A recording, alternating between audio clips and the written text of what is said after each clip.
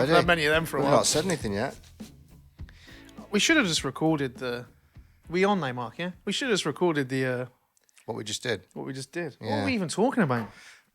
Consistency and teaching and music and Jamiroquai. There's lots to go at. I don't even know what you do now.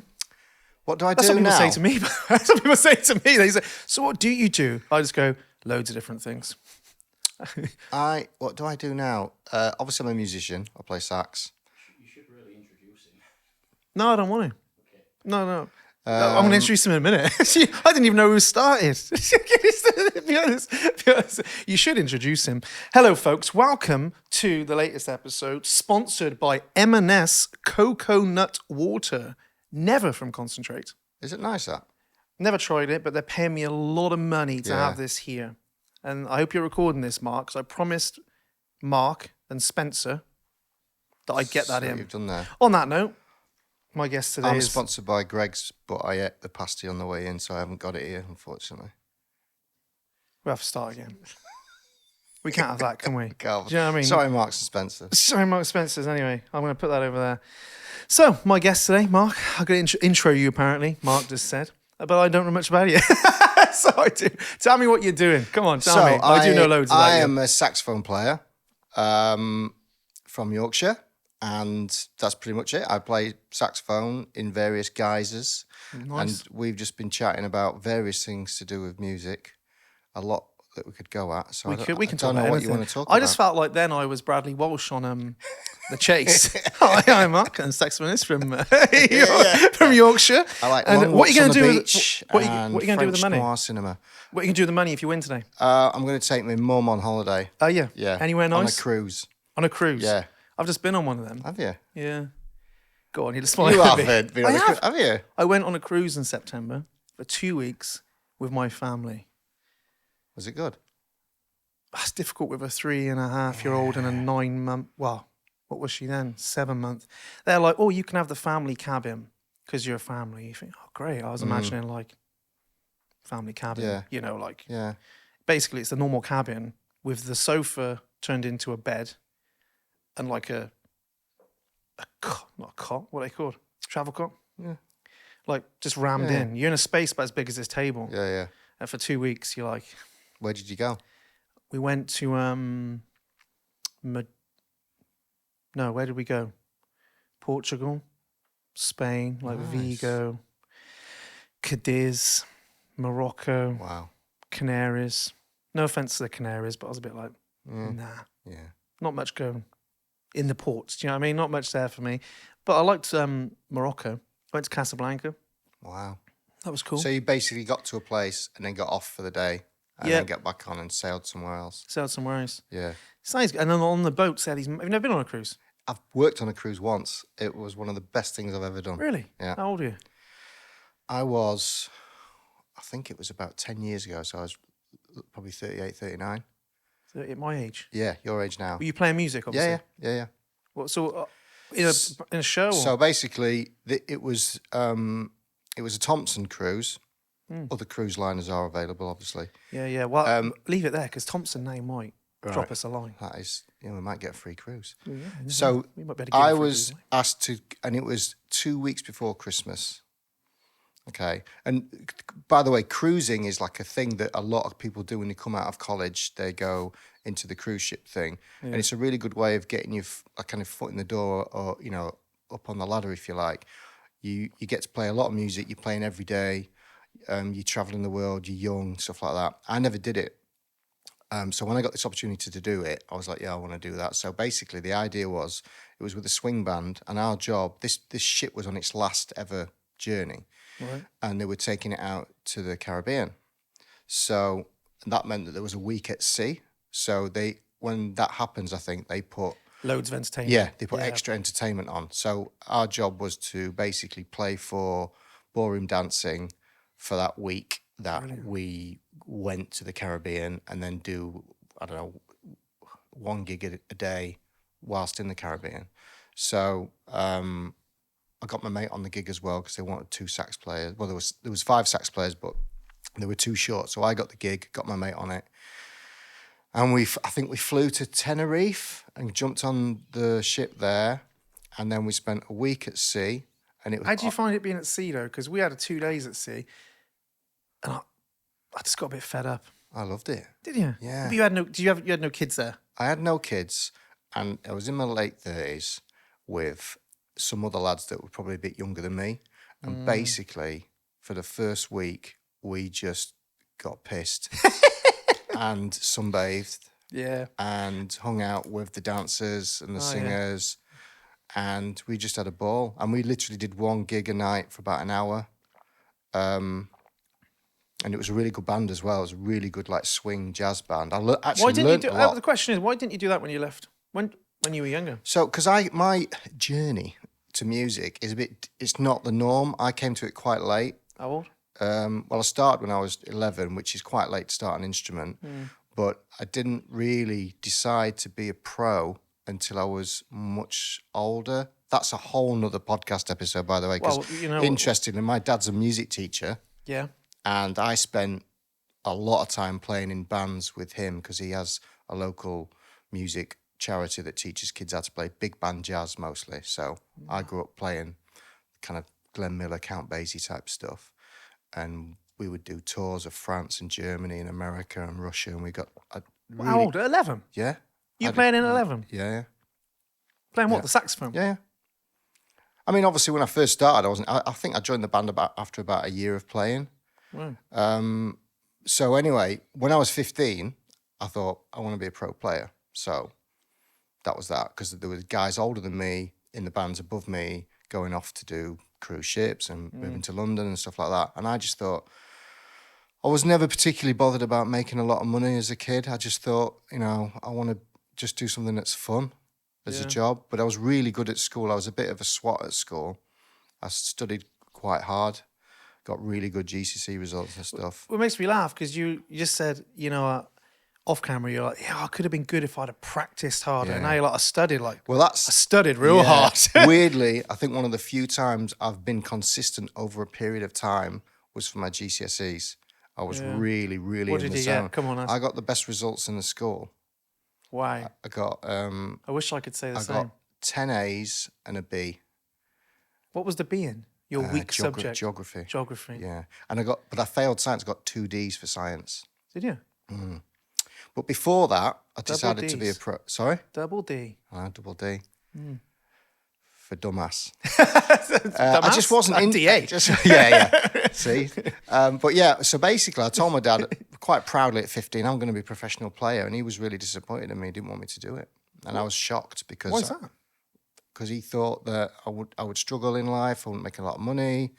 It is a hard life, being a musician is not easy. Yeah. And I think he thought, Mark's got a good head on his shoulders. He studies hard. He does well at school. I did all the sports as well. I was a bit of an all-rounder, did all the music.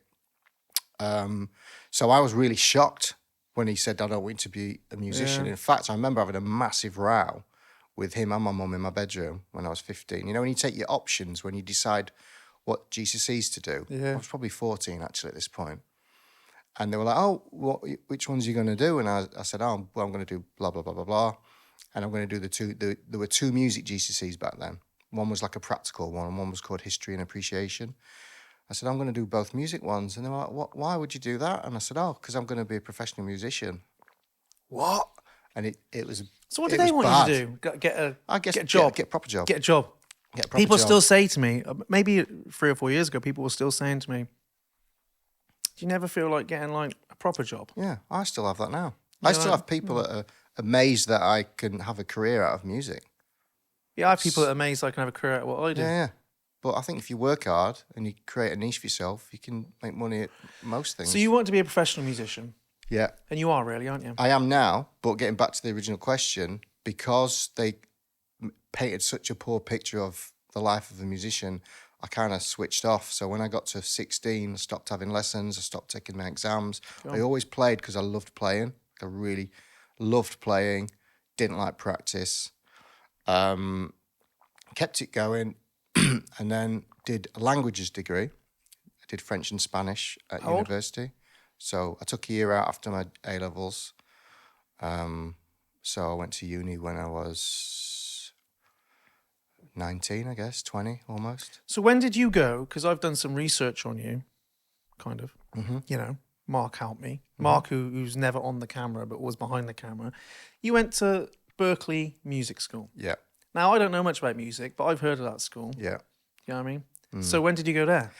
How old? I was 25 when So I went you there. did your languages, So I did got my into Berkeley. I did my degree. How do you get into something like that? I applied for a scholarship, kind of for a laugh, really. I didn't think I'd get in. So I'd done my degree. Oh, in fact, I was in my last year of my degree doing French and Spanish, and I was involved in a pretty nasty accident whilst doing the whole trekking around Thailand thing that everyone did in the 90s. Yeah. What happened there? Come on, you can't pop that into the.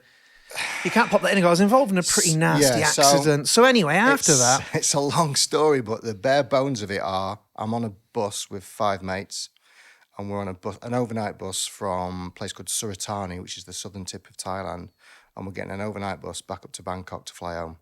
right. And about an hour and a half into the journey, it's a massive monsoon. It's been raining for days.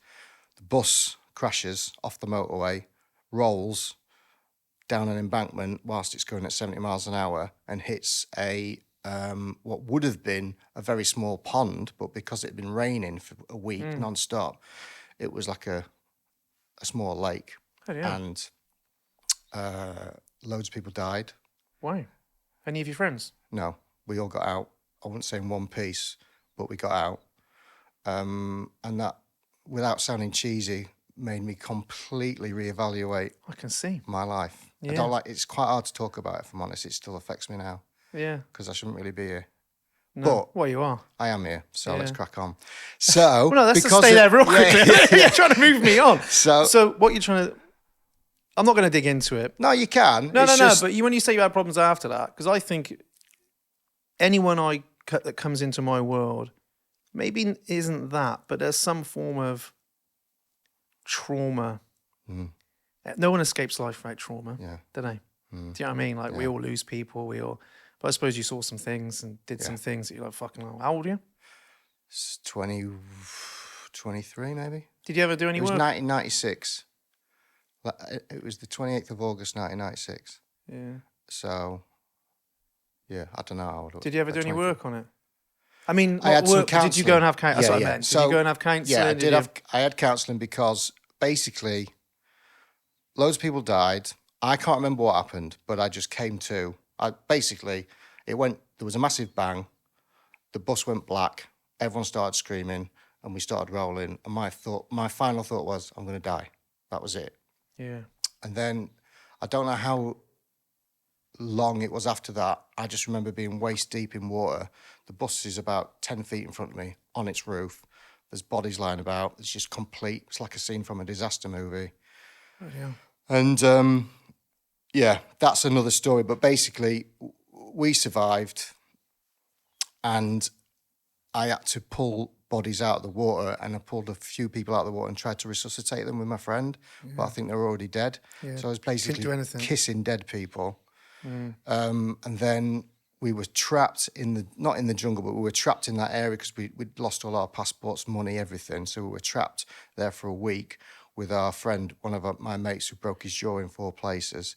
And he was in hospital, and we had to kind of like make you have sure. mobile phones then? Nah, 1996. No. Because 1996 sounds like it should be 10 years ago, doesn't it? Email But it's only not. came out in 94, right? So internet was invented, what, 92, 91? Don't know. I'm not I very don't good know. at years. But there was no mobile phone. So anyway, when we came back, we was trapped in the jungle for ages. We came back, and every time I shut my eyes, I could just see the faces of Flashbacks, these dead people that I was trying to resuscitate. And then came back to England. I didn't realise I was in shock. I was constantly cold all the time. It was red hot. It was August. It was the UK, so it wasn't you do red live in hot. Doncaster. But... Yeah, there you go. So yeah, so I was constantly cold, and then after about a week, I started wetting the bed. Why? Just woke up one day. I'd obviously pissed myself, and I said to my mum. My mum's a nurse. I said, "Mum, I think I might need a bit of help because I've wet the bed." What'd she said, say? Okay. She said, "Okay, I'll sort it out." So because she worked at the local hospital, she went and saw someone. I think I might maybe jumped to the odd queue here and there. Got straight in to see someone, counsellor. And I think I only had one, maybe two sessions with him, and he just said, "Just tell me what happened." So I just basically just told him what I've told you, but with a lot more gory details to it. Yeah, of course. And that was that. And then, Do you think that was a big moment in your life where you went? No, yeah, just a bit. Because I've got this impression. I've spoke to you. We spoke last time. Yeah. When we and Mark were sort of figuring out how to run the podcast. Remember we did something, I met you and I thought, hey, interesting bloke. Yeah. I think you must be one of the most humble people I've ever spoke to. You just pass things off. Yeah, and I went to Berkeley and I'm not a great musician, but it's like, fucking hell, like you've done loads. Even that is like a big thing. Yeah. It reminds me of that quote, kind of, what is it? We have two lives and the second one starts when you realise you've only got one. Yeah. That's kind of that event for you, isn't true. it? Yeah. And you're like, fuck, what am I going to do? Yeah. It's that close. But trauma's no joke. I mean, there's a great book, I think, is it called The Body Keeps the Score? It's about PTSD and stuff like that. Yeah. If you ever wanted to like touch upon that stuff again, that would be a cool book for you. Yeah. But they talk about how you can't just talk your way out of things like that. Yeah. Because your system is so in fight or flight. Yeah. In the deeper elements of your brain. I won't bore you with it all, but it's like you can't the thinking, more reasoning parts of your brain just can't make sense of what's going on. Right. There's this biological shift in us, what they might call bottom up thinking. Do you know what I mean? That's why it's so important to. Right. They do different things. Funny enough, like music, and dance, and to sort of resensitize the body and get it used to. It's incredible. You'd love that book. Yeah, I need to read stuff maybe. Yeah, well, maybe you don't need to read stuff, but it's a cool book about it. But I suppose for me, was that a point where you went, "No, I'm going to have a go at this"? Yeah. Like, what have I got to lose? Exactly. That's exactly what I thought. I just thought, yeah, it could be gone like that. If that event never happened, hang on. If that event never happened, do you think you'd have done it? No. I know. That's mad, isn't it? Best thing that ever happened to me, in a way. In a way. Yeah. And that doesn't mean it's a positive event. Because, like personal development, it's like, let's make it positive, It's like, well, that's not positive, is it? It certainly wasn't for the people that But you pulled a away. sense of meaning from it. Yeah. Like, without it, you wouldn't. Yeah. What was your next step? What did your dad and that say when you were like, look, I'm going to have a bash at this now? So this is where the story gets really cool. So, again, I'm 14, I want to be a pro. They're like, no chance, don't do it. I get to 23, I have this accident, think, right, I want to be a musician. But because I'd already done my degree, I was just about to go into I had 2 years left. It was a 4-year course because I had to spend a year in France. So I went from the trip to France, did a year there, then came back.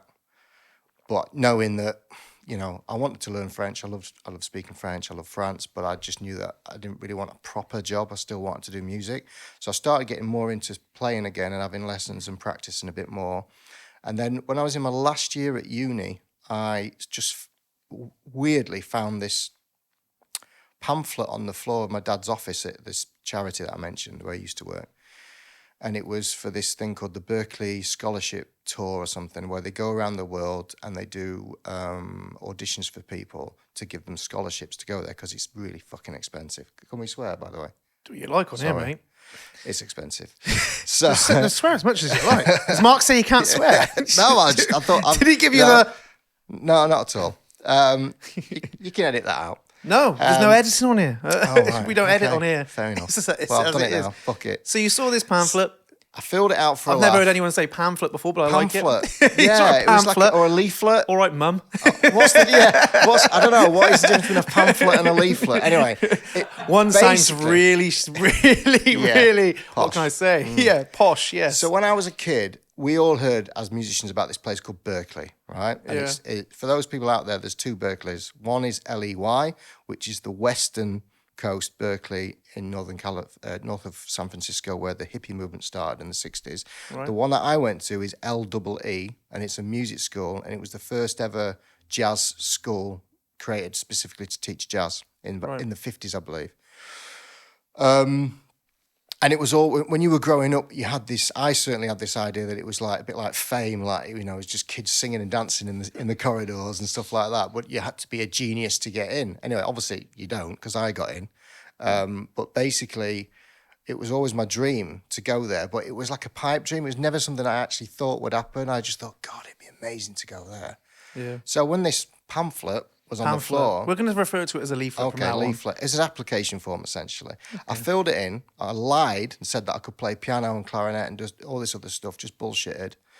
Sent it off thinking that I won't hear anything about it again. Anyway, then I got a letter saying you've been invited to a scholarship audition in Paris. They weren't coming to England, so I think Paris was the nearest place. So my dad, bless him, drove me down to Paris. Amazing. Yeah.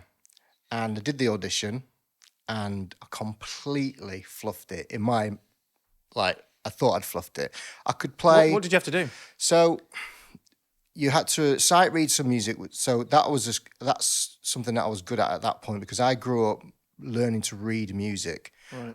And the irony is that I was in jazz bands, like big swing bands, not like small combos, but I never really had any jazz lessons and I wasn't encouraged to play by ear. So my ears, if you like playing by ear was just shocking. I was shit at it, basically. And I had very little theory knowledge in terms of harmony, like chords and stuff like that. Yeah, yeah. So when you do the audition, you would play a piece that you've prepared. So that was fine. But then they say, right, you're going to sight read this thing, nailed that. But then they started doing these like oral tests, so AU, oral, as in your ears, and they would play chords and be like, what type of chord is this? And I was just useless, nowhere with it. So I came out. How was the drive home? It was awful. So It's a long drive. From Paris to how Doncaster. It was cool though, because this is another cool story. So on the way back, how in Paris there's loads of bridges over the river, right? Yeah. So as we're walking over this river, I was so down. I had my sacks on my back. I actually thought about chucking my sacks in the river because I thought I'm done. That's my dream gone. How old are you again? 20? So at this point, I'm 24. Yeah. 24. After the accident. Yeah, maybe 23, 24. It's about a year after the accident. And I'm like, that's it. That's my chance gone, And my dad, bless him, it's gone now. There used to be a shop called Samaritan in Paris, and it was a massive department store. And we go over this bridge, and my dad's like, "Oh, I just want to go in there." He said, "If you go up to the top of this shop, there's like a dome on it, and you can see all of Paris." So let's go up there. And I'm like, "Why the fuck do I want to do that? Like, do you know what I mean? I want to go home." Anyway, we did it. We went up to the top. When you get to this like gallery before you get to the actual outside bit, and my dad said, "I'm just going to go upstairs. You just come up when you're ready. There's a story here." So basically, it's like, do they call them triptychs? When you see like models set into the wall of an event. Yeah. There was a series of these around the circle, okay, in this circular room, probably about the size of this, but circular, before you got some steps. Right. And it was the story of the guy that created that shop. And he was a bloke who had a dream of selling cloths and stuff. And he used to sell them on Pont Neuf, I think, which I think was the bridge we just walked across. And it was the story of his life. And this guy set up, there used to be a market on this bridge, and he set up a stall selling silks or materials or something. And he had a series of really bad events, misfortune. I think he got robbed, lost all his stuff. Then another time it fell in the river. And basically this guy just got knockback after knockback after knockback. And after his third or fourth attempt, it worked. And he got the... And he created that department Did store. that take there on purpose? I think so. Do you ever ask him? No. Because you don't want to ruin the story, I do you? don't want him to say no. But No, I didn't. It was just if he didn't, fuck's sake, what's Dad. beautiful for me is I think that, I'm going to get choked up now, but I think my dad realised that he should have let me done it at 14. 14, yeah. But this was my second chance. Yeah. So that's why he supported it. And I think they may have remortgaged the house to help me go there as well. To go to Berkeley? Yeah. You don't even know that. I don't want to ask, but I'm gonna he ask him. definitely spent a lot of money on me. I got the scholarship, obviously, but it wasn't a full scholarship. But I don't want to ask him if that was true, because if he did it on purpose, because I want to think that he thought. Yeah. But I don't know. It's a weird one. What are the chances? Having kids is a weird one, though, isn't it? Yeah. I mean, I've got one of my own, and then I've inherited three. Inherited three others. Yeah, my brother's Yeah. like that. He's got 3 of his own. Yeah. Inherited. No, 4 of his own. My brother's got so many kids. I don't know. He's got 4. Does he know how many he's got? Yeah, I mean, forget they all turn sometimes. up at your house sometimes, and you're like, Yeah. Which one's this? fuck you, there's loads of them in there. I forgot how many there is. Yeah, I think he's got 7 kids. Wow. But 7. 1, 4 of his own and 3 of it. You know, he considers his, Yeah. they live together, but 3 from his partners of a Yes, marriage. same here. We're all doing our best as parents, and it's fucking challenging. I know it's been the most challenging thing I've ever done. But can you see why your dad probably went, oh, come on, get yourself a job? Oh, yeah, completely. And I don't Yeah. begrudge him it. And I'm glad he did, because had he not, my whole story would be different. Maybe I would have gone into music at the wrong time, not being ready for it because I haven't had the accident, and not giving it my all. But Yeah. because Do you think you would change your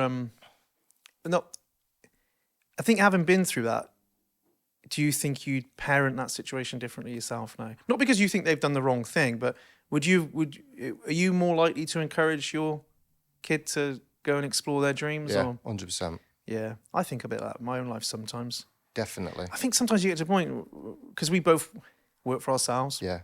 do what we love, really. I don't think everyone seems to think like when you're young, there's a lot to lose, don't they? Do you know what I mean? Like get a job, because. Yeah. But I don't think there is. Uh, Do you know what I mean? I yeah. think there's a lot to be said for exploring your passions. Yeah. Not everyone can be a professional football player, or do you know what I mean? But having a go at it. I have a...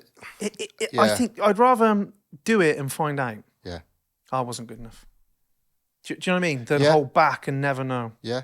Is Yeah. where I'm at now. Definitely. Even with this stuff like this show and the book, Yeah. it's like Mark was grilling me, Mark, for a long time about getting a pot, and I was always holding back. I don't know why I was holding back, really. But I got to that point where you think, you know what, I'd rather do it and it be crap Yeah. than not do it. Yeah. And wonder. Completely. Because you think kind of that. look at people doing it, don't you? And you think, well, I could do better than that. Or, that's great, but I wouldn't mind doing that. But you kind of watch him. Yeah. I think I'd like to think with my little boy, my little girl, I hope, because you don't know, do you? I'd be like, yeah, let's just have a crack. I'm pretty certain that if she came to me and said, "So my daughter's 7, Yeah. she loves singing and dancing. Yeah. She's very creative. She's like one of the most creative people I've ever met. She's constantly making stuff. Yeah. So there's a very strong chance. Chance. I think she's going to want to do something like that. I'm pretty certain I'm going to say go for it. Not because my dad was in the wrong by doing what he did. I'm glad he did it, because what I got out of that situation was I learned to speak French. I went to live in France. I made lifelong friends in France. Then the accident happened, which then made me think, right, I'm going to really go for this. And I got to go to the school of my dreams and spend you wouldn't 5 change years it. in America. I wouldn't change it for a thing. But you might. It's weird. I wouldn't change it at all. But if it was my kid, I mean, I might. I don't might know. just Maybe. I like to think it's different because, again, as parents, we always. I think I am figuring this shit out. Yeah. But I think like we all are. But I'm like, because you think you do know best, don't you? A little bit. You're like, well, I'm older than you. I kind of know best here. But you. What is it? Jung said that is it what our children have to deal with our unlived life. Oh, I like that. Yeah. Do you know what I mean?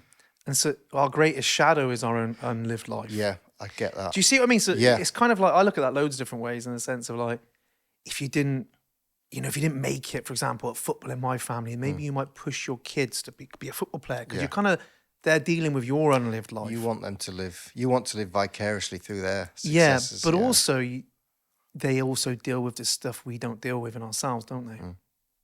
Do you know what I mean? I look at my little boy, he's wandering downstairs, he's wearing a hat. He loves clothes. He's 3.5 and he's like, Daddy, putting his hat on and his shades. And you're like, it don't take, he's getting that from me, isn't he? And I'm not saying, hey, make sure you wear a hat. He's just watching me and going, oh, I'm going to wear a hat and I'm going to dress how I want to dress and do my stuff. Do you know what I mean? And he talks a bit like me. He says things and you're like, and then I find myself saying them. You're like, he's listening to me. I'm like, what's happening? So I think it's weird how we look at our parenting. But I love Jung on that. It's like, I think that stands true. Like, kids deal with our unlived life. Do you know what I mean? Yeah, definitely. So I think sometimes we look, don't we, and we go, oh, maybe I would do it differently or... Certainly, I think that if my daughter wanted to do something creative and maybe finances would be an issue, what I'd want to do is make sure that she made it. And I think what I'd do is I'd get too involved in our life, saying, well, you know, knowing what I know, you need to do this, you need to practice it like that. And you know, that's hardest thing. Yeah. Letting somebody fail. and giving them the freedom to have their own experience. That's the hardest bit. That's about the being a hardest parent. bit. It's the hardest bit of coaching. Yeah. If you're a coach, it's like, God, I've got to give you the freedom to be who you are and have your own experience. And in parents, we're always looking over them. What's he doing? Giving them the freedom to have their own experience, because we want to protect people, don't we? Yeah. I suppose you just maybe protect people from disappointment sometimes. Yeah, definitely. It's like, well, it might not make you. You know, my parents used to say to me all the time, well, you don't get your hopes up. You know, we say that, don't we? Don't get your hopes up. So I'd be saying, yeah, get your hopes up. Yeah. And if you're disappointed, you're disappointed. We'll deal with it. Yeah. So you went to Berkeley. What's Phil Collins got to do with it? Oh, Phil Collins, you have done your homework, haven't you? What's Phil Collins? Because I like Phil Collins. My favourite video of Phil Collins is him in Live Aid smacking the wrong key on his piano. Did he? Yeah, and then he has that little like wry smile. He sort of looks up and says, "Oh God, carries on." Brilliant. He's like, I'll have you're like, to check that out. yeah, he hits the wrong key in the first minute. He was the one that did both concerts, right? He flew on Concorde. from Concorde. I didn't realise how much a big star Phil Collins was. Oh, massive. But you listen to some of his music, it's like, some good stuff. Yeah. Like some good music. Very I like good Phil stuff. Collins' stuff anyway. Very good stuff. Genesis and all that. Yeah. So how did Phil Collins get involved? So I got the scholarship, and it was to it wasn't a full scholarship, so it wasn't like what they call a full ride where they pay for all your fees. It was about probably about a third of the fees, Right. which is why my mum and dad had to help. So the plan was just to go for a year, but secretly I wanted to go for the full 4-year thing, and you could get a visa for 5 years. So really, I wanted to go for 5 years. I wanted to live in America. Growing up as a kid, I was a massive fan of American TV, American culture. I used to play baseball and American football. Baseball? Yeah.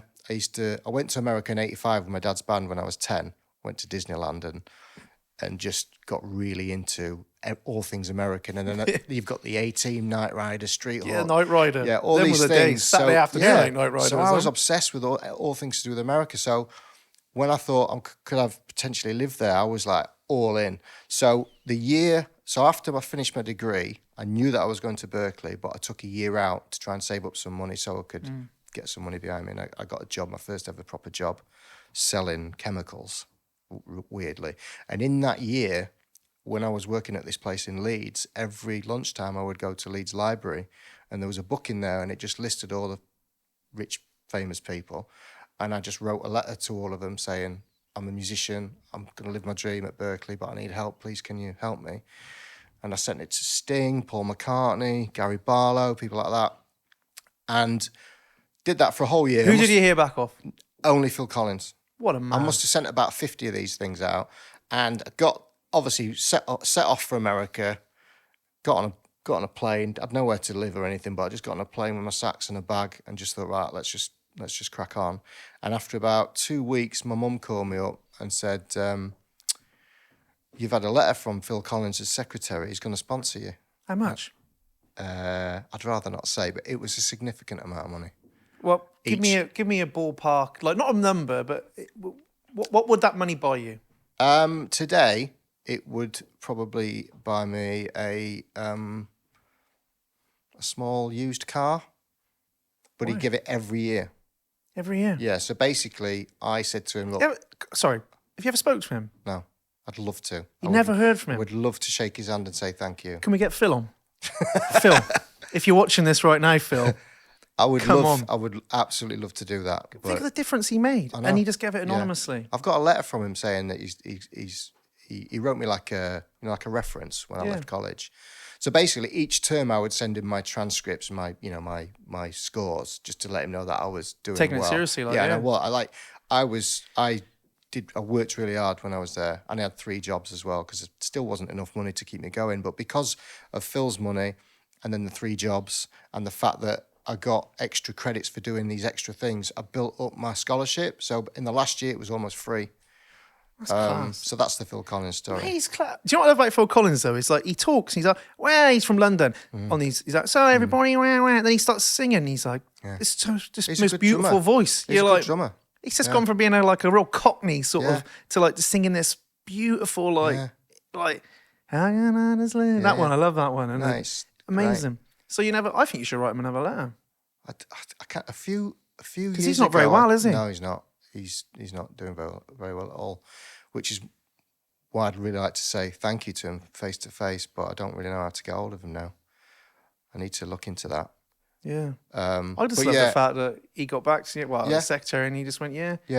I here's some basically money. sent him a demo of me playing with a big band because I knew he was into big band. The reason I targeted him was, target's the wrong word. The reason Well, obviously, honed in I on wrote Phil. to musicians. They were all famous musicians or Fucking people Paul in the music McCartney. industry. Did he even I get know. back to you? No. All the money he's got, I Paul. know. Come on, Paul. But I knew that he was into big band drumming. So Phil's obviously a drummer and a singer, but he did a big band version of his pop songs with a world famous big band of all these top players.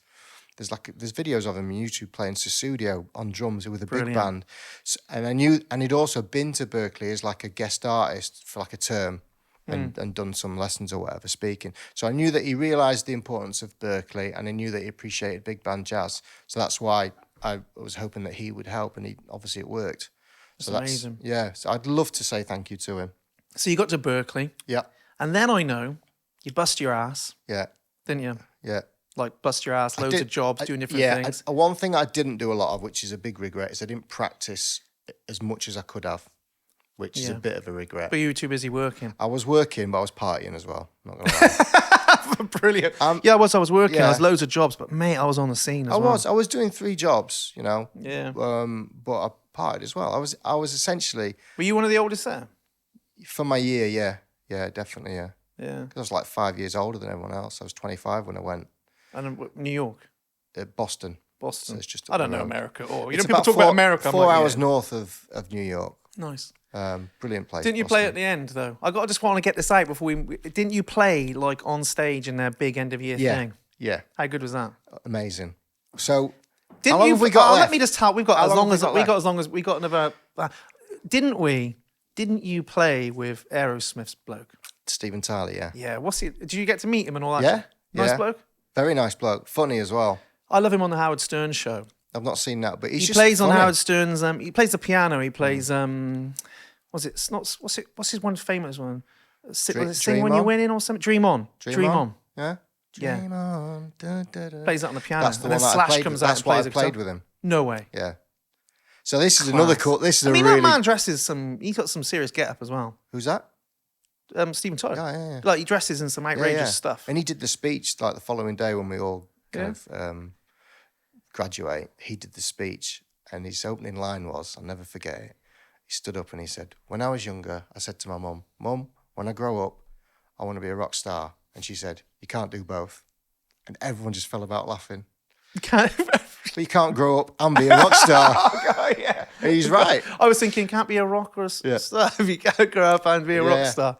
And then, That's amazing. Yeah, and it was just brilliant. But yeah, so the story behind that is when I first got Well, does everyone play the end of your show? No, you have to be So chosen. it's not like, you have to be chosen all to do it. inclusive. You've No, got to be chosen. You've got to be chosen to do it. And it's a big deal. Yeah. Well, it was to me. It was to me purely because when I first got there, one of the first things my job, because I was a foreign student, you're allowed to work up to 16 hours on campus for money. Right. And I got the job as cameraman for the concerts. And they had a big theatre there called the BPC. And, it's probably seats about, I don't know, a couple of thousand people, big stage. It's like a proper theatre. So my job was to film all the stuff that went on there. So I'd be there maybe 2 or 3 nights a week filming stuff. And it was like a proper production. There were different camera people, and there'd be a guy telling me what shot to get and stuff like that, and then producing it downstairs. So I got to see a lot of shows, and one of the first jobs I had was this thing called the convocation, which is when it's like a commencement of the school year, and they get all the top students to put on a show, all like the top people. And this show was just amazing. And it was just like they'd singers. So from then you wanted to be and in I it. filmed this, and I remember thinking, I want to play in that. I want to play in that one day. But at this point, I'm only there for a year, right? I remember after that show calling my dad and said, "Dad, I don't know how I'm going to do it, but I'm staying." He went, "What?" I said, "I'm not doing it here. I'm doing 4 years. I'm going to make it work." He went, okay. So how did you make it work? Getting the jobs? Get 2 more jobs. Mum and Dad remortgaged their house. Seriously, I think that's what they did. They must have got a loan or something. Do you reckon your experience of almost dying woke them up a bit to this as well? Yeah, probably, yeah. Well, there seems a big shift. You're like, they were like, you need to get a job. Yeah. Fair enough, like most parents. No, hang on, don't do that. You're going to be, end up homeless on the street, busking away on your flipping saxophone. Yeah. To like, we'll support you, we'll remortgage the house. Maybe they saw you were serious about it as well. I don't know. Possibly. Maybe even a bit of guilt that they didn't let me do it first time around. I don't know. I've no Guilt's idea. But so you basically you bust your ass, didn't you? To get money, I did. Yeah, to stay. And to do the studying part, I got straight A's all the time. In fact, I graduated what they call summa cum laude, which is like Latin for shit up, I guess. Like it's it's like a first, but with a distinction. Yeah, it's funny because we're talking. I didn't practice a lot, and there's always a but with you.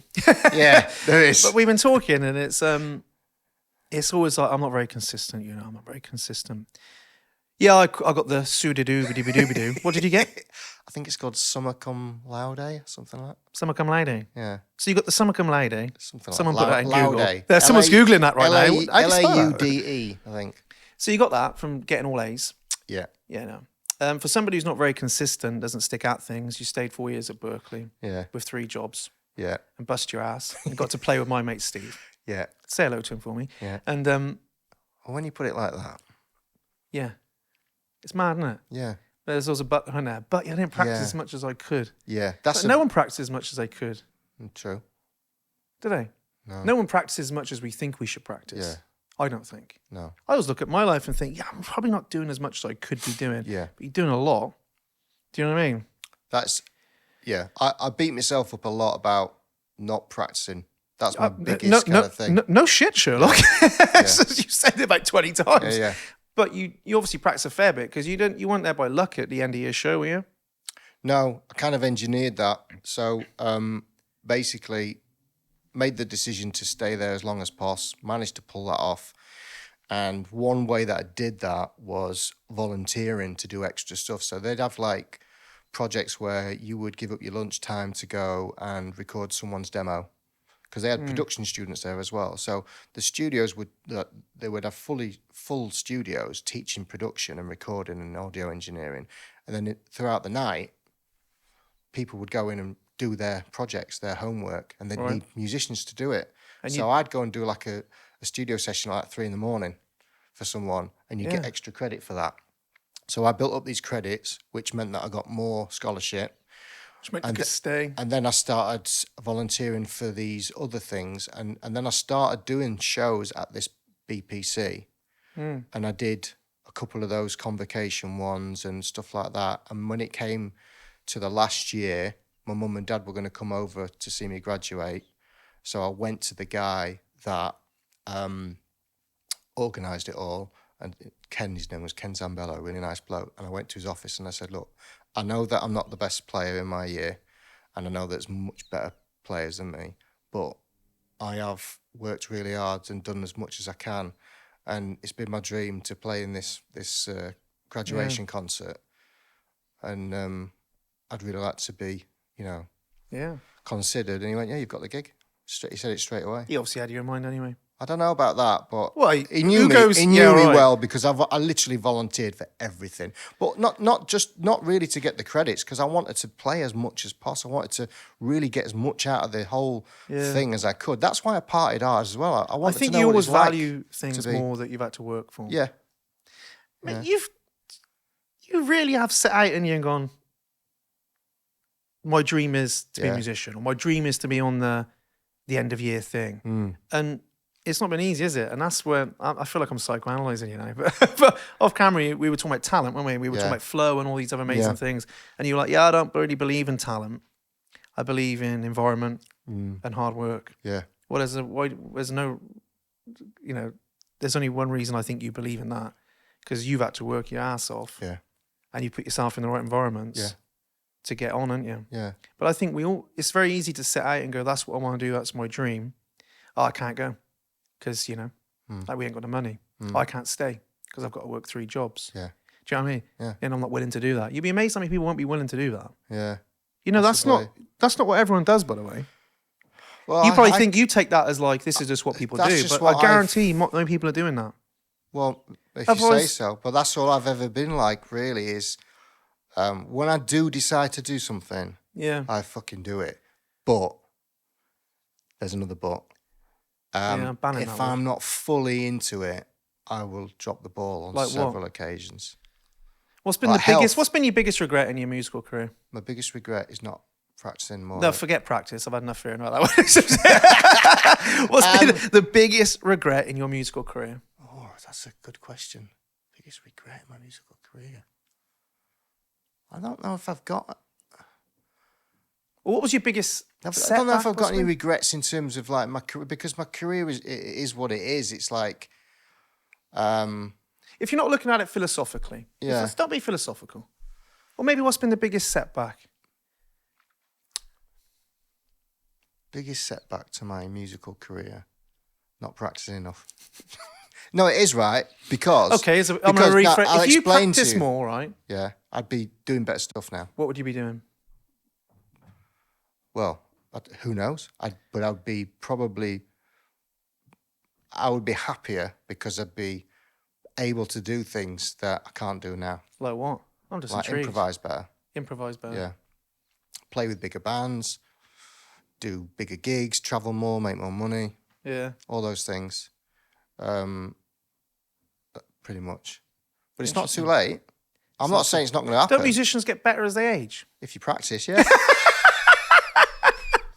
You've got to practice. And it's not just music. It's Yeah. coaching people. If you don't work on stuff effectively, Well, you're always consistently- practicing something. Are we? Well, in my nature, you're always practicing something, aren't you? You're always living a certain way. Okay. It's not like you're suspended in time and space. All right. I'll get But your okay. brain is live wiring all the time, Yeah. isn't it? It's not like it's adjusting right now as Yeah. we're having this conversation. Yeah, yeah. It's like just wiring Yeah, up in loads of different patterns. Yeah. We're always practicing something, aren't we? Physically, we're always practicing a certain way of living. Being. Yeah. Yeah, maybe not. You're not always practicing the instrument, but you're always doing something, aren't you? Yeah. What's been one thing I'm intrigued about you? I love all your musical stuff because I'm massively into music. I live a shadow music life. Really, I want the lifestyle of a musician, but I don't play the instruments. Well, I do. I play a bit of piano, but you know what I'm saying. Yeah. Like, so I love peering into that and hearing all about it and all the stuff we spoke about. When did you settle down? Because 8 years ago. So how old are you now? I'm 49 now. So you've settled down at 41. Yeah. Was Yeah, is being a musician and traveling around, did that make it harder to settle down? So, first of all, I didn't want to settle down. Yeah. Ever.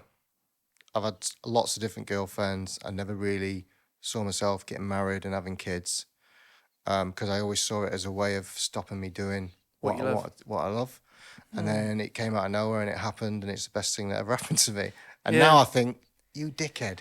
You should have started younger, but, you know, Isn't that hindsight. mad? How, the reason I brought that up a little bit, because I was thinking, how old's your kid? And I was thinking, Yeah. so you must have had kids older. Yeah. Do you know what I mean? A bit Yeah. like me, really. Yeah. Not as I was you, Mel, yeah. But, Yeah. you know, So but I was still- 42 when my partner, she was 44 when she had her.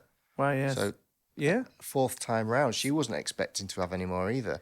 No. So I came along and ruined that for her. Yeah, you really balls that up. Yeah. No, But then overnight inherited 3 others as well, which Yeah. was a massive shock to the system. I always was like, you know what? I love my freedom.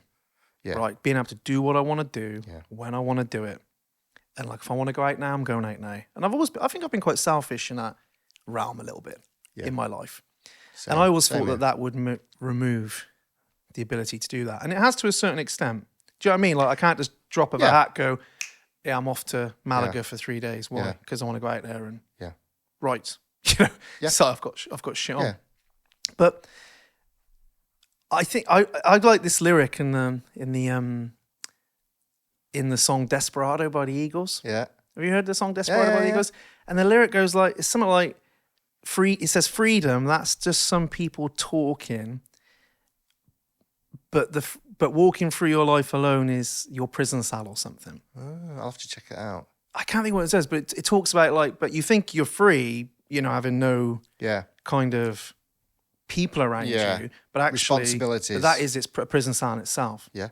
And I think that's probably the truest thing about me in that way. Like, because I thought, oh God, I've got a baby on the way, and it's like blows your mind, doesn't it? Like, God, what's going to change? But like you said, when you have them, you wouldn't change it for the world, Not right? at all. In fact, it's made me free in a different sense. In that, when I had all that time in the world, I didn't use it effectively. Exactly. And now, that's what I was going to come to for me. Very more. Well, I could be better, but I'm way more efficient with my time now. And also, I think they give you something that it's a weird thing, isn't it? They give you something you never. I always thought just my passion would fulfilled me. Yeah, it's amazing. Like my work fulfilled me. All I need is my work. My work fulfills me. God, it drives me. I'm so passionate. And I thought nothing could ever, match that. Then you come in, you're like, oh no. Yeah. It does, like. It's awesome, isn't it? And requires nothing, in a sense. Yeah. Just nothing from you. And they think you're the shit as well. Yeah. They're so happy to see you. Well, no, mine doesn't. They do. Mummy is my favourite. All right, mate. Give it a rest, for God's sake. No, it is by far the best thing that ever happened to me. Yeah. And ironically, it's something that I thought I didn't want to happen. Yeah. I think it was a little bit, for me, a bit of fear. Having the responsibility of another human being. For me, it was fear of losing my so-called freedom, like you said. But, I haven't really lost anything. If I really, really want to go out with mates and get messed up later, I can. I just don't want to do it anymore. You don't want to do it anymore, yeah. It changes, I think, doesn't it? It changes you as a human being. And I also think, and this might be a bit, woo-woo, but I found that freedom, I'm more free now because the freedom comes from almost like trying to be more self-disciplined. Do you know what I mean? So the freedom for me now is, can I argue with my other shitty version of myself and be like, no, I'm not going to do that. I'm going to do this. Yeah. That's where you can try and find bits of freedom. Did it cause you to tidy your shit up a little bit? Yeah. Yeah. Yeah. In what way? Well, health-wise, I'm healthier now than I was pre-being a dad. In what way? Well, massively cut back on drinking. Do the cold plunge thing now. I love that. Do the cold plunge. Everyone's like, do the cold plunge thing. Yeah. What do you plunge into? I love doing that. I've got one of those, a new recover ice jump bath. In there. Yeah, I love it. In fact, I am really consistent at that. I do that every day without fail. You're quite consistent for somebody who's not consistent. I know, it's fucking weird. Isn't it? Why do I think I'm not consistent when obviously I am in certain areas? Why is that? Can you help me with that? Yeah, I'll be all right now. I think you're just holding on to some kind of old mental story that ain't true. About not practicing. People do this all the time with me. They go, oh, sorry, but the thing is my anxiety. I'm like, when was the last time you were anxious? Right. Oh, I've been anxious for ages. Why are we still talking about it then? We get stuck in these mental loops, don't we? Letting go of our past is the most challenging thing, I think. Do you know what I mean? It is. I mean, and I think we have to. I think the last 2 years of my life have been real transformational, like even this year. And it's like, I've had to really let go of some stuff that I thought I'd let go of. Right. Do you know what I mean? Yeah. You think I've dealt with that and I've let that go and then it kind of reared its head. Yeah, and I was get that like, sometimes, yeah. No, I haven't let go of this, have I? Like, I've got to let go. How'd you do that? Of people that have wronged me or things I've done, like the guilt and shame around things. So how do you do that? Fucking hell. Well, let's break that down. It's a process. I think you've got to want to. Right. Sometimes we don't want to, do we? We like wallowing in our self-pity. We like wallowing in the guilt, I think. I think I found a little bit of, I admire this, that tortured soul character. The music I listen to is the tortured soul, things that are expressing things that I probably can't express myself through lyrics and things. Okay. And I think I kind of caught on to this. I am a tortured you kind soul. Of like that identity. And I kind of morphed into this slightly tortured soul scenario. And I think I enjoyed it and I held on to it. And I think I had to let that go. Do you know what I mean? I had to put myself out there. Okay. That's been a bit of I had to be aware of how it was playing out in my day-to-day life as well. Do you know what I mean? Okay. So, and I don't think you need to go find that if you're not aware of it. Don't go and find it. I'm a big fan of if it's Don't go and find it. But I think it comes to us sometimes. I think it happened a little bit as well when my daughter was born because she was ill. Right. Well, she was premature, and you're like, it was such a stressful situation. As I came out of that, I was so fucking burnt out. Yeah. A lot of stuff was just driving around my head. Do you know what I mean? Like things I'd probably not been aware of for a long time, and it kind of came to the surface, and I was like, no, I need to process some of this stuff. Okay. Do you know what I mean? Yeah. So it's a difficult one. We'd have to like break it all down in episode 2 that you come on. It's another session now, But I think it? letting go of, if we don't let go of some of this stuff, it just filters the future for us, doesn't it? Like I had this real belief that, doing stuff like this, I had to be somebody else. Me and Mark would talk and I'd be like, well, I don't want to be like, I felt like I had to become somebody else to put myself out there. Do you know what I mean? Mm-hmm. And I didn't want to be somebody else. I didn't want to play the media game. I didn't want to pay a really famous person to come sit on the fucking podcast and talk to me. I'd rather talk to you, and like, rather than some big name who I've just got no interest in. All these games people play in my industry, I was like, I don't want to play those games. So Mark was like, well, don't. Yeah. But I think I had this idea that I couldn't be myself. I think being yourself is one of the hardest things on the planet. Certainly on camera it is. Or in the public eye almost. Like when I'm on stage, I feel like I'm hiding behind my sax. Like I don't.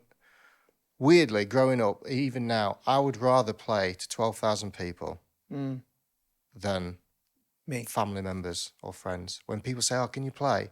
I'm super, super like I don't want to do it. I feel not naked, but I feel like really exposed. Yeah. I know what you're saying, and I think how often do I don't know, being yourself, parenting how you want to parent, being in a relationship how you want to be in a, this is what we think a relationship is. Living your life how you think. Actually, am I living my life how I really want, or am I living my life based on all these? This is how we do it. Do you know what I mean? Yeah. Like, I think I got in like, how do we do this? So how do we do all this? And it's like, fuck how we do all this. I just want to come to the conclusion, I'll do this my way. I don't care. In an essence, I'm just going to be me as much as I can. It's like a peeling back of layers. But I think to do that, I had to let go of some of the things I was holding on to, some of the guilt, some of the disappointment. I could have been better there. Yeah. I could have done better there. I could have. I wish I hadn't done that. In personal development's full of I've got a lot of that. All this stuff where they go, there's no regrets, there's only lessons. It's like, shut up. There is regrets. And you can find the lessons. But there's certainly things, if I could go back 10 years and go, hey, I probably would do that differently. Yeah. And hindsight's a wonderful thing. Yeah. But we all have them. And I think sometimes we don't let go of them, and then they shape our behaviours. Yeah. And so we got to go back and let go of them. But we can do that. We can go back and we can find some empathy for who we were. Do you know what I mean? We go, yeah. It's an element of forgiveness. I think change is letting go and forgiving yourself constantly. You see, I can't get me. How do you forgive yourself? Like, that is a weird concept. Yeah. Right? It is. And again, it's all this cliche quotes and statements, isn't it? I think the way I found to almost forgive myself is to look back and go, well, I think I was doing my best at the time with what I had available to me, the way it felt. Because when you look back, I think you can look with empathy. A bit like you did with your parents. You said, well, I think, what they did was, and it worked out for the best. That's an element of forgiveness in a sense. Okay. Isn't it? Yeah. You had to go, hang on. I'm sure there was times where you're like, you're holding me back at 15. Yeah, of course God. I was. Yeah. But actually now you go, I can see why they did that. Yeah. And I can look back and go, I can see why I did that. Right. It doesn't make it good. Doesn't make it right. But I can see why I did it. And now I know better. My job's to do better, isn't it? Yeah. And I probably still won't do better sometimes. And I'll have to forgive myself again. But I'll try. Do you know what I mean? I'm going to try. It's just never ended, isn't it? But how often do you get hung up on it? You do in a business, as a friend, as a parent. How often do you look back and go, oh, you get hung up on some of the things you've done? A lot. I think mums get this a lot as well. You talk to mums. Really? Yeah. I think mums and dads. But, it's a lot of the women I talk to are mums, especially like, they hang on to like, what they've shouted or they've done this. There's definitely things I've said and done in the past, and I just wish I could go back and erase it. Do you feel embarrassed about it though? Because I look back sometimes and think, oh God, it's almost embarrassing the way I was then. I don't know if I could, more ashamed, not embarrassed. Like it's more like it's a bit deeper than that. Almost, it's like, Oh, yeah. I fucking shouldn't have said that. I shouldn't have done that. Yeah, an element of shame, yeah. Yeah, because I wouldn't do it now. You know what I mean? Or I'd like to think I wouldn't do it. Well, now. that's because you've changed. Yeah. I don't think if you look back at your past and go, "Fuck, I'd have done better. I wish I'd done better." I think that's a good sign. Yeah. Because if we look back and go, "I don't feel anything," Yeah. then you probably haven't changed at all. Yeah. Do you know what I mean? Yeah, You're definitely. more likely to keep doing yeah, it. Obviously. And everyone fucks up as well. I don't know anyone, well, apart from on social media where no one fucks up. Yeah. I don't know anyone in life I talk to who's not like, "Oh, fucked up there." Like, do you know what I mean? Do you know what I mean? There's balls. And it's interesting what we do in society, though, because we hold our celebrities up like that and we say they're perfect. And then we find a chink in their armor and we go, absolute cock. Yeah. Terrible. And then we ruin them. Do you know what I mean? Yeah. I do. Yeah. I think things are starting to change now, though. I think one good thing about social media is you can't hide as much. I mean, you can pretend to be amazing on social media if you engineer it that way, but because of phones and stuff like that, we're starting to realise that our idols are flawed. I mean, that's great. Yeah, I think it's great. Like the other day I was watching, there's a guy called Bob Reynolds who was actually at Berkeley when I was there. He's a world-class sax player, amazing sax player. And I follow him on YouTube because he does like a vlog and does some teaching and stuff. And he'll leave his mistakes in when he's doing it. And it makes me feel better about myself because I'm like, he's not perfect. He still fucks up. Yeah. And I think that's genius. Like, you know. That is genius. It is. That's Whereas you'll make people- Phil Collins, no? Yeah. You know, I said, he introed and he dang. Yeah. I watched that and thought, well, Phil Collins is hitting the wrong note on his own song. Exactly. And I'm there trying to learn the piano, giving yeah. myself a hard time because Exactly, I flip and keep messing up Always a Woman to Me by Billy Joel. It's like, well, Phil Collins can't even play his own song right. Yeah. You know, he makes mistakes. He Yeah. fucking wrote it. Yeah. And maybe, you know, that's me. I'm a piano at home. That's how I play the piano, by the way. I don't know if anyone's noticed, but that's how I play the piano. Good technique. Is it good? Yeah, I haven't got the brilliant. piano fingers, have I? I don't know. You've got sausage fingers at the minute. Is that Swollen. Right. A bit swollen, Okay. Do you know what I mean? I can't stretch across the octave anymore. But I think we all make mistakes, and that's the key. You know what, mate? Talking to you, apart from the fact you're too hard on yourself, and you're much more consistent than you would give yourself credit for. Yeah. The thing is, Thanks though, for pointing that out. the way you view yourself and the way you talk about yourself is a self-fulfilling prophecy in a sense. What do you mean? Well, if you keep telling yourself you're not consistent, I'm not going to. you're not, and you chat with everyone, I'm not consistent. Yeah. That's not really true. If you looked at the facts of it, we broke your life down and said, we're just coaching now. And I was like, mate, tell me all that story I was pulling out of you where you went, God, you had to really dig in and make it happen, didn't you? Yeah. And you did. And you've Over been 5 years. Yeah. You've been extremely consistent. Yeah. Do you know what I mean? And you've moved. Yeah. But you tell the story you're not. Yeah, I do, yeah. Or you could have been more myself. consistent. Yeah. Well, who couldn't have been more could be better. consistent? I could be this. I am very self-deprecating within my own head. But that's also, do you think that's an element of everyone who excels at something, which you have, has that element of it could be better? Possibly, because otherwise you wouldn't get better, right? You wouldn't get better. Yeah. Yeah. Do you know what I mean? Maybe. Definitely, actually, yeah, because... But you've hit obstacles and you've dug in and you've actually made it happen. Do you know what I mean? Yeah. And there's a lot to be said for that, isn't there? Yeah. When you think about it. And now you're teaching, I know, we're probably thinking, bloody hell, we better wrap up, we've been an hour. Whatever. How long have we been? An hour and a half. How long have we been, producer?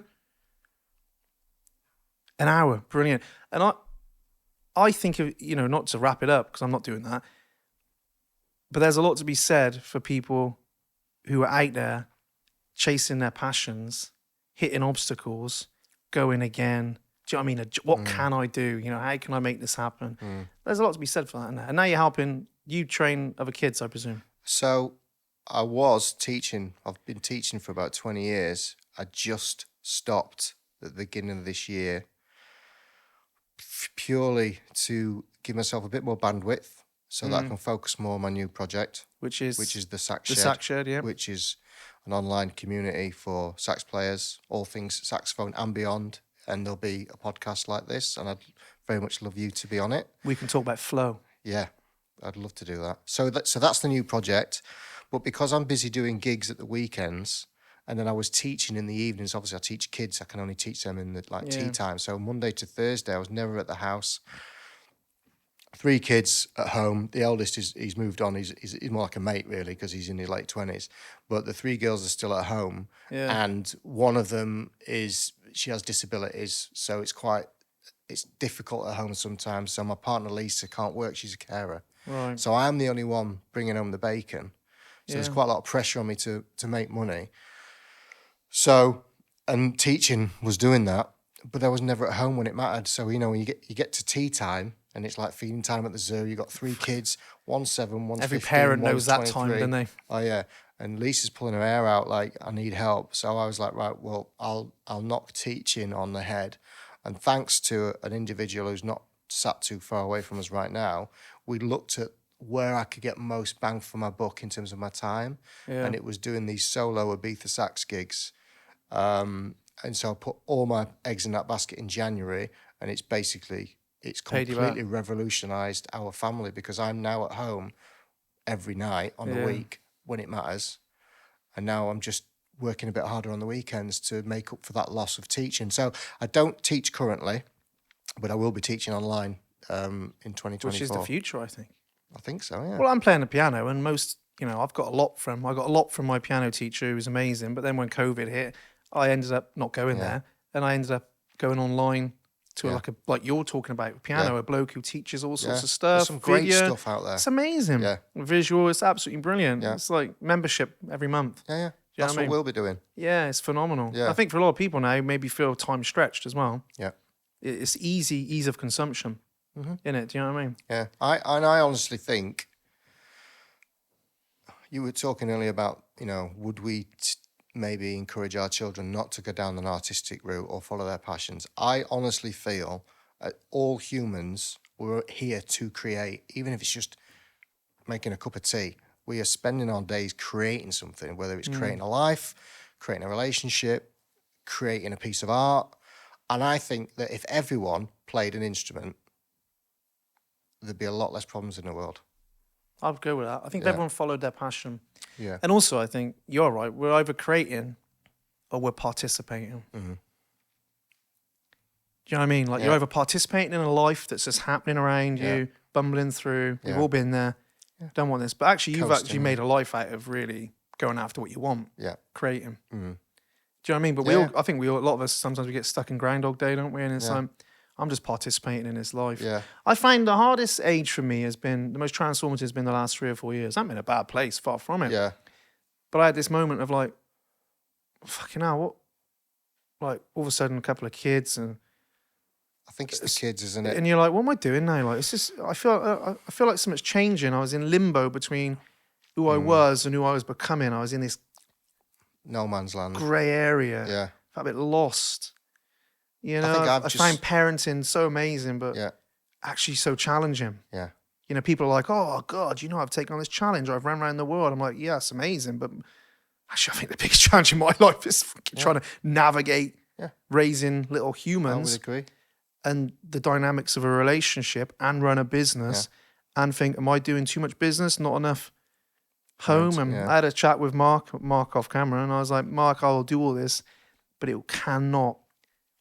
It's the moment I feel it impacts my own life too much, I'm going to have to rein it. You know, not do it, but I know I'm at my level. Yeah. Do you know what I mean? I do know what you mean. I think the most transformative time of my life and the most difficult, because obviously change is difficult, right, is in the last 4 or 5 years, I would say. And again, I think it's partly due to becoming a dad. Yeah. And COVID didn't help. Obviously, that forced change upon me because I was essentially unemployed for a year and a half.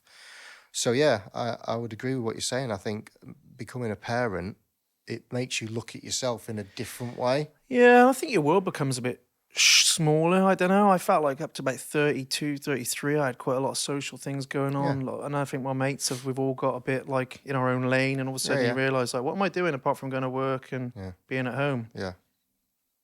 Like, I love my work, I love my home, but what am I doing? Who am I outside of Unbreakable? Who am I outside of being a parent? Where's all my interests gone? Yeah. Do you know what I mean? Yeah. And that's one of the things I wrote about music, actually. I did on one of my stories. I was like, did a little story of me playing Billy Joel. Yeah. And I was like, learning the piano has been one of the best things I've ever done. Why? I just love it. It's a form of expression. Like when my daughter was ill, I'd go home and I'd put my little boy to bed, Yeah. and I'd play the piano, Nice. and I'd play sad songs. Mm-hmm. Do you know what I mean? I wasn't playing like, oh, I'm really happy. I don't know. It just allowed me to express how I felt in a way that I'm always verbalizing how I feel, really, and talking, but I don't know, in a different medium. It's been time for me. It's been interesting. It's challenged me. And the best thing I ever did was not make it a goal. Oh, interesting. I just think my industry is full of people like, so I'm going to learn them the clarinet. Just made that up. Yeah. So I'm going to... Don't do that, by the way.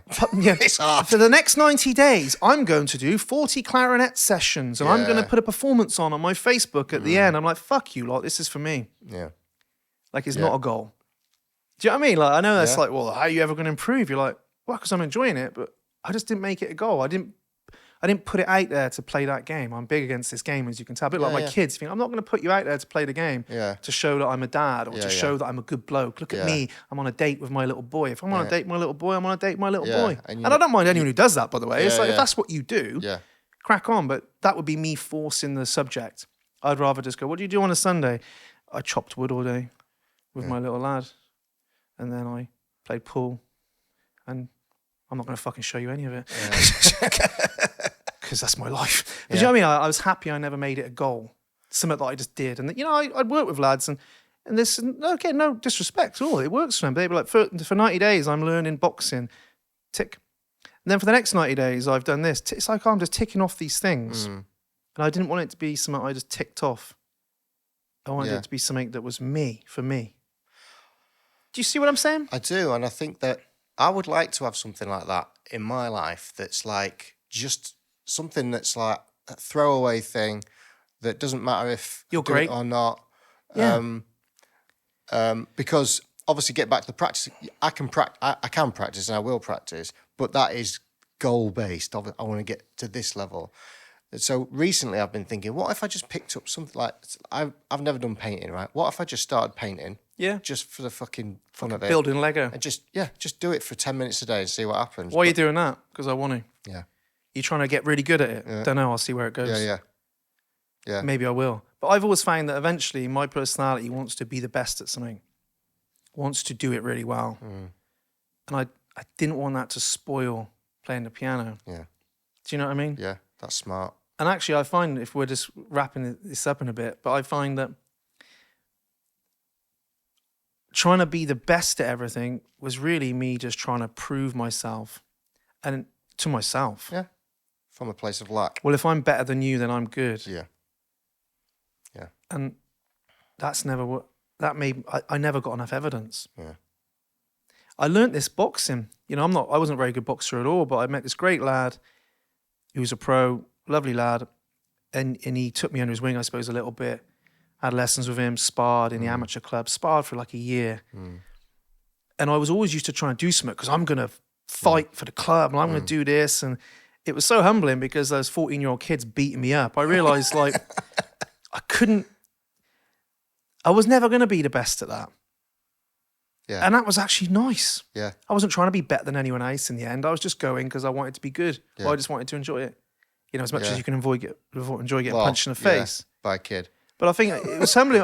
By, let's say, 14-year-old kids that's giving you a pay, and they'd be like, just go easy on him, yeah? To him, like, not me, just go easy on him. You're like, yeah, go easy on me. I'm 33 and you're 12, but don't beat me up, please. Yeah. You know, and your dad's watching, so I'm definitely not going to punch you very hard. Because he looks like he's been boxing for years. But I don't know, I just find like I find this a lot. People say, "Si, do you think you're one of the best coaches? Do you think you're like number one in the country at coaching, or are you like the best in the world?" I'm like, probably not. Oh, you should believe you are. No, that'd be stupid because I'm not. And who is the best? And what is the best? What is the best? Who decides who's the best? I'm the best to somebody. Yeah. Do you know? It's like, what am I trying to prove? That's a lack of self-worth to me. People say you'll lose your drive if you're not trying to prove yourself. But I'm like, who am I trying to prove myself to? Yeah, what have I got to prove? But because of who you are and what you do, you've come to that realization probably a lot quicker certainly than I have and other people. So, well, if it works for you, it works for you. I think having an idea of like, look at them, they're flying. Wouldn't it be good to try and compete with them? But sometimes I'm just like, well, did you Have you ever had a mentor? Loads. Do you think you would be where you are now without that? No. Yeah. I think you need someone that you trust to point shit out that you fucking can't see.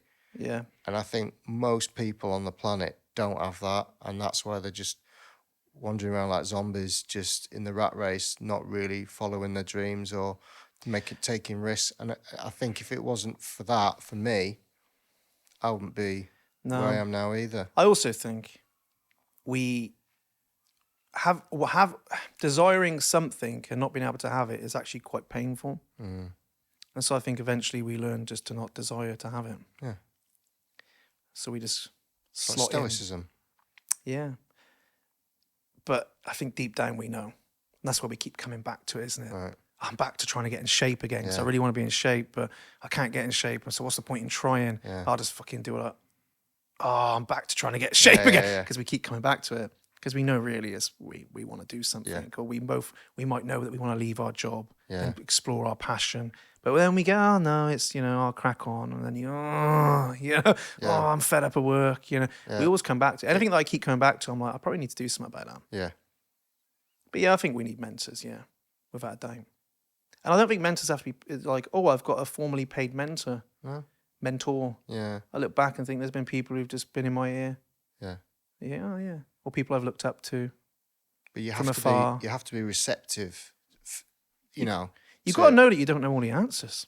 Mm. That's the biggest problem for most of us. It's like, oh, I know what to do. It's like, no, you don't. Mm. You probably don't. Yeah, I do.